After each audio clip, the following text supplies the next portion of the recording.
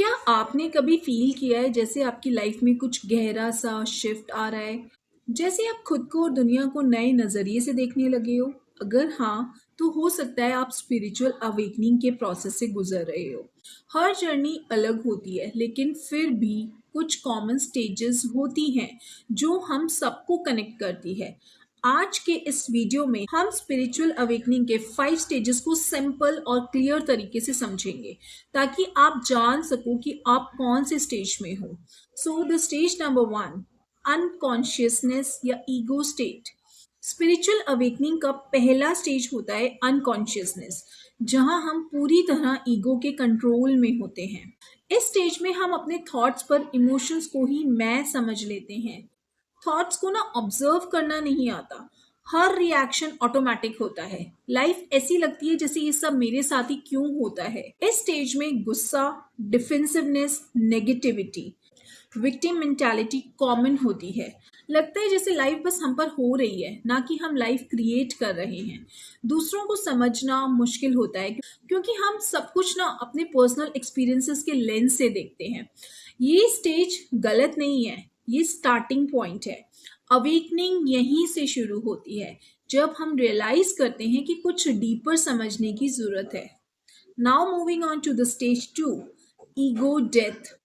जैसे जैसे जर्नी आगे बढ़ती है, हम एंटर करते हैं ईगो डेथ के स्टेज में। इस स्टेज में पुरानी आइडेंटिटी टूटने लगती है। लेबल्स जैसे जेंडर, एज, बिलीव्स, रिलीजन धीरे धीरे डिसॉल्व होने लगते हैं। ईगो डेथ का मतलब फिजिकल डेथ नहीं होता, बल्कि ये होता है कि पुरानी कहानी का टूटना जो हम अपने बारे में बताते आए हैं।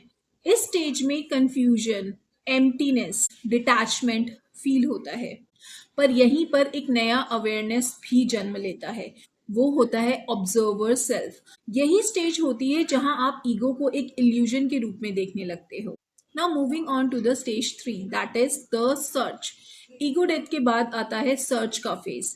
इस स्टेज में आप ट्रुथ ढूंढने लगते हो। लाइफ के बिग क्वेश्चन सामने आते हैं, जैसे कि मैं कौन हूँ, मैं यहाँ क्यों हूँ, लाइफ का मीनिंग क्या है, गॉड क्या है। आप शुरू करते हो स्पिरिचुअल बुक्स पढ़ना, वीडियोस देखना, टीचर्स मेंटोर्स को फॉलो करना।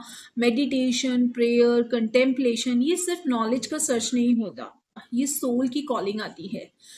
हर इंसाइट के साथ थोड़ा लाइटनेस, थोड़ा क्लैरिटी, थोड़ा कनेक्शन महसूस होता है।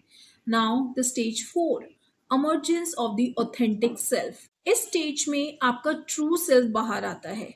प्रिटेंडिंग मुश्किल हो जाती है। आप आर्टिफिशियल बिहेव नहीं कर सकते। सोसाइटी के एक्सपेक्टेशंस फॉलो करना आपको बहुत हैवी लगने लगता है। आप फील करते हो ये मैं हूं ही नहीं।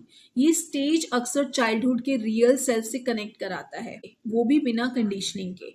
इस फेज में फेक रिलेशनशिप्स आपसे दूर होने लगते हैं, फेक लोग आपसे दूर होने लगते हैं, अनअलाइंड जॉब्स छूट जाती हैं, पुरानी हैबिट्स डिसॉल्व हो जाती हैं, ख़त्म हो जाती हैं। लाइफ में बिग चेंजेस हो सकते हैं, जैसे कि जॉब चेंज हो सकता है आपका, रिलेशनशिप कोई एंड हो सकता है आपका, सिटी या लाइफस्टाइल में शिफ्ट हो सकता है। इमोशनली पुराने वूंड सरफेस करते हैं, इमोशनली अप्स एंड डाउन्स होते हैं। फिजिकली आपको बहुत से स्ट्रॉन्ग इंट्यूशंस आते हैं, ल्यूसिड ड्रीम्स आते हैं। ये सब साइंस होते हैं कि आप एनर्जेटिकली अपग्रेड हो रहे हो।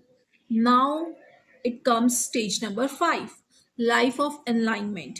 फाइनल स्टेज होता है लाइफ ऑफ एनलाइनमेंट। इस स्टेज में माइंड, बॉडी और सोल एक लाइन में आ जाते हैं। आप खुद को एक्सेप्ट कर लेते हो, फ्लॉज के साथ, अपने खामियों के साथ आप अपने आप को एक्सेप्ट करते हो। सेल्फ कंपैशन यहाँ मेन रोल प्ले करता है। आप सिर्फ खुद के लिए नहीं, दूसरों के लिए भी कंपैशन फील करते हो। आप समझने लगते हो हर कोई अपनी जर्नी पर है। इस स्टेज में इनर पेरेंट एक्टिवेट होते हैं, अनकंडीशनल सेल्फ लव डेवलप होता है। आप सिर्फ ह्यूमन से नहीं, बल्कि नेचर, ट्रीज, एनिमल्स, अर्थ से भी डीप कनेक्शन फील करते हो। लाइफ के डार्क एक्सपेक्ट्स भी दिखते हैं आपको, पर जजमेंट के बिना, सिर्फ अंडरस्टैंडिंग के साथ। अगर ये वीडियो आपको रेजोनेट हुआ है तो प्लीज़ इसे किसी के साथ शेयर ज़रूर करें जिसे इस मैसेज की ज़रूरत है। कमेंट में ज़रूर बताएं आप कौन सा स्टेज फील कर रहे हो। और आप अगर इसी तरह के एनलाइटमेंट कंटेंट में इंटरेस्टेड हो तो सब्सक्राइब करना ना भूलें। Until next time, stay aware, stay alive. Thank you.